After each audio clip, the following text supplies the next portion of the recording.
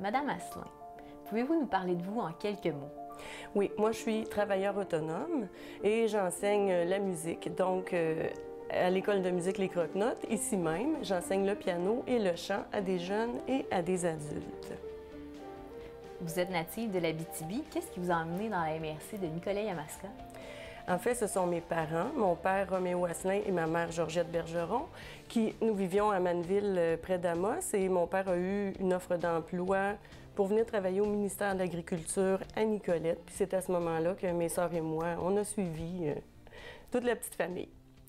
Quelles sont vos formations en musique? Moi, j'ai commencé à l'âge de 8 ans en suivant des cours de piano avec sœur Jeanne Dumont chez les Sœurs de l'Assomption.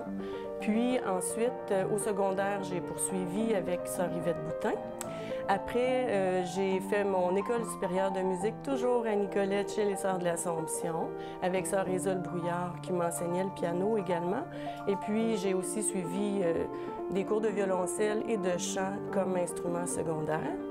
Ensuite, j'ai fait mon université à l'Université du Québec à Trois-Rivières, où à ce moment-là, on touche à d'autres instruments aussi, dont le saxophone, la clarinette, etc. Mais j'avais toujours comme instrument principal le piano et comme instrument secondaire le chant. Vous avez dirigé la chorale La Clé d'Or pendant 10 ans. Oui. En 1992, j'ai été approchée pour diriger la chorale La Clé d'Or.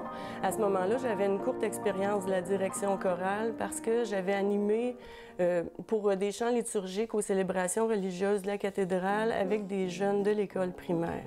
Et puis, c'est vraiment avec La Clé d'Or que là, j'ai découvert ma passion, finalement, où j'ai fait mes armes aussi, puis j'ai découvert des gens attentionnés et dévoués. Aujourd'hui, vous êtes à la direction de la chorale La Clé des Chants. Oui. Depuis 1994, à l'époque, j'étais seulement là pour quelques mois où je remplaçais France Bilodeau qui venait d'avoir une petite fille. Et puis, finalement, France n'est pas revenue. Puis j'ai continué le mandat et je suis encore là. À cette époque-là, c'était des jeunes de 6 à 16 ans qui faisaient partie de la chorale. Et au fil des années, en fait, les jeunes étaient de moins en moins nombreux. Alors là, les femmes sont venues un peu en renfort en 2004. Et puis en 2005, les hommes sont arrivés. Et là, depuis ce temps-là, le groupe est devenu plus fort encore. Quoiqu'au départ, on a eu déjà 56 jeunes, mais maintenant, on est près de 50 adultes. Et cette année, La Clé des Chants est devenue officiellement un chœur d'adultes. Vous êtes aussi très impliqué dans la région.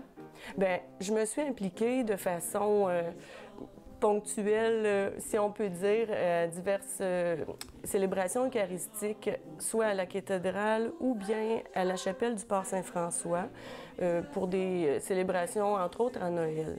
Et puis aussi, j'ai fait de l'accompagnement pour les artistes invités à la fête de la générosité qui était au profit de la cathédrale. Pour terminer, avez-vous des concerts de prévus pour l'année 2014? Nous venons de donner notre deuxième concert de printemps au Théâtre Bellecour, à Baie-du-Fèvre, devant un public comblé et ravi. Nos prochaines dates de concert ne sont pas encore déterminées, alors je vous invite à surveiller les médias et les babillards, probablement à l'automne et au printemps. Et puis, en attendant, vous pouvez toujours vous procurer le CD de la chorale La Clé des Chants. Prenez La Clé des Chants au Théâtre Bellecour de notre concert 2013. Merci beaucoup, Madame Asselin. Ça m'a fait plaisir. Merci à vous aussi.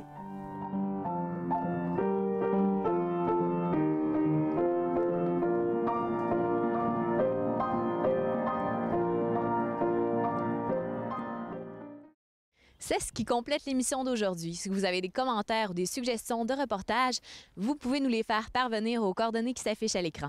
Au nom de toute l'équipe, je vous remercie d'avoir été à l'écoute et on se retrouve très bientôt pour la dernière émission de la saison.